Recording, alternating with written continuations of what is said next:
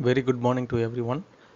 In this lecture, WE8451 Linear Integrated Circuits and Applications. In previous lecture, we have studied the Unit 1 IC fabrications. In the classification of ICs and also the fundamentals of monolithic IC technology. In this IC technologies, the epitaxial growth and masking and edging process we have to complete. Today, we are going to discuss the oxidation process, that is isolation diffusions. Now we can move the presentation. Isolation diffusion process in the monolithic IC fabrication. So the integrated circuits contains many devices, since a number of devices are to be fabricated on the same IC chip. It becomes necessary to provide good isolation between various components and their interconnections. The most important techniques for isolation: number one, PN junction isolation, dielectric isolation. In PN junction isolation technique, the P-type diffusion region, the P-type impurities are selectively diffused into the N-type epitaxial layer so that it touches the P-type substrate at the bottom. This method generated N-type isolation region surrounded by P-type modes. If the P-type substrate is held at the most negative potential, the diode will become reverse biased, thus providing isolation between these land. The individual components are fabricated inside these land. This method is very economical and it is most commonly used isolation between for general purpose integrated circuits. In dielectric isolation method, a layer of solid dielectric such as silicon dioxide and it surrounded each component, and this dielectric provide the isolation. The isolation is both physical and electrical. This method is very expensive due to the additional processing step, and this is mostly used for fabricating the IC required for special application in military and aerospace. The PN junction isolation diffusion method is here. You can see the picture. The process take place in a furnace using the boron sources. The diffusion depth must be at least equal to epitaxial thickness in order to obtain the complete isolation. Power isolation result in device failure as all transistor might get started. So the N-type, it forms a collector region of the NPN transistor.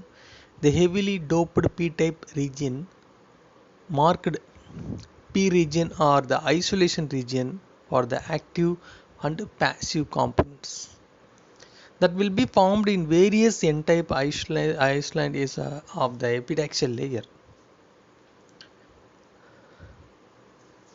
Now the base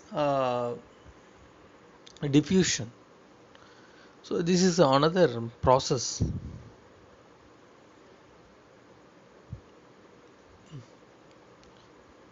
In this process, the formation of the base is a critical steps in the construction of bipolar transistor. The base must be aligned so that during the diffusion it does not come into contact with either the isolation region or the buried layer. Frequently, the base diffusion step is also used in parallel to fabricate the diffusion resistance of the circuit. The value of these resistors depends on the diffusion conditions and the width of the opening made during the edges. The base width influences the transistor parameter very strongly.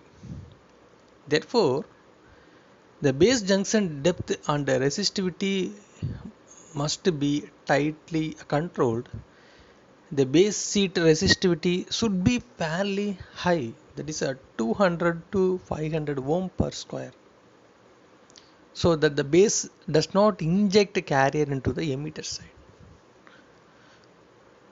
For NPN transistor, the base is diffused in furnace using the boron source. The diffusion process is done in two steps.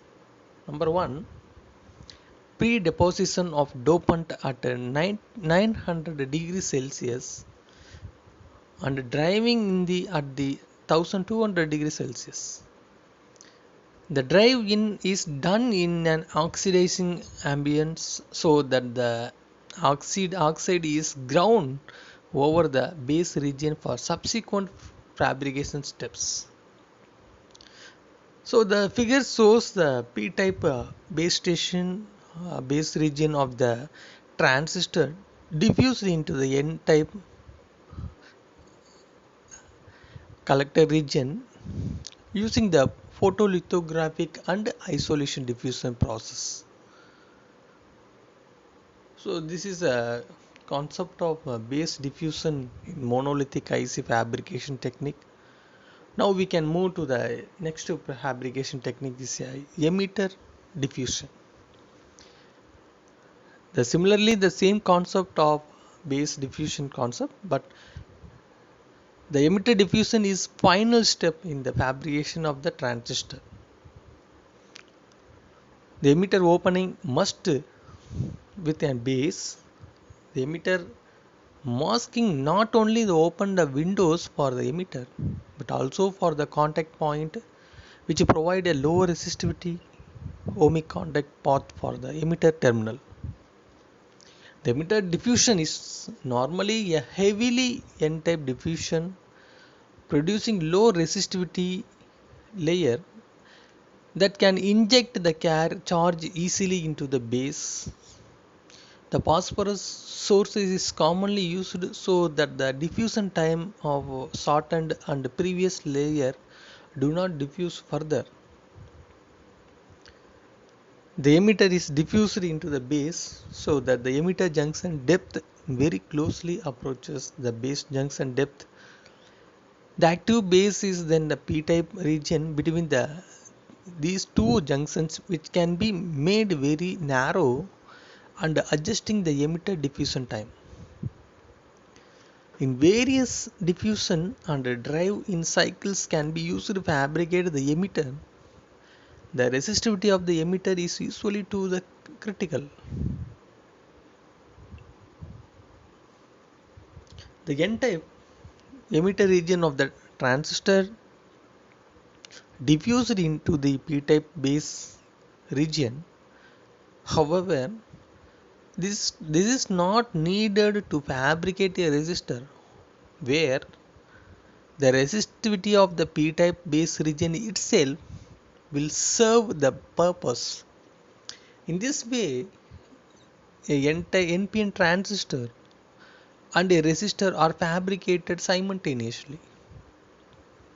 Now the next process of monolithic IC integrated processing, contact mask. After the fabrication of emitter, the windows are edged into the n-type region where contact are to be made for collector and emitter terminal. Heavily concentrated phosphorus of n dopant is diffused into these regions simultaneously. Okay, so the next step is metallization. The IC chip is now complete with the active and passive devices.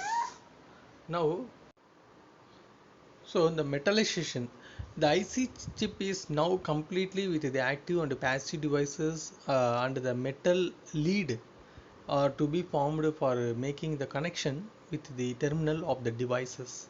The aluminum is deposited over the entire wafer of vacuum deposition. The thickness for the single layer metal is a 1 micrometer range. So the metallization is carried out by evaporating aluminum over the entire surface and the selectively edging away aluminum is to leave behind the desired interconnection and bonding pads are shown in figure. The metallization is done for making the interconnection between the various components fabricated in an IC and provided bonding pad around the circumference of the IC chip for later connections of wires. Now we can move the passivation and assembly and packaging. The metallization is followed by passivation, in which an insulating and prototype layer is deposited over the whole device. This protects it against mechanical and chemical due to damage during the subsequent processing steps. The doping or undoped silicon oxide or silicon nitrate or some combination of them are usually chosen for passivation of the layer. The layer is deposited by chemical vapor deposition, that is a CVD process. Is a technique at the temperature at low H not to be harm the metallization. Now the next session we are going to discuss the fabrication of this monolithic integrated fabrication of diodes and capacitance. Thank you for watching this video.